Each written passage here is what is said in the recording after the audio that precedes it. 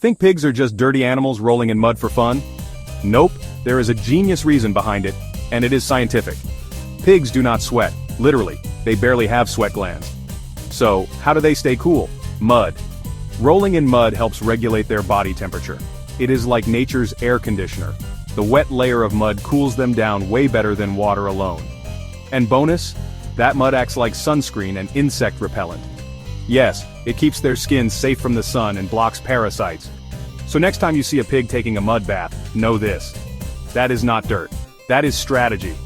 Animals are smarter than we think. Want more weird but awesome facts like this? Like, follow and share, because your brain deserves to be blown daily.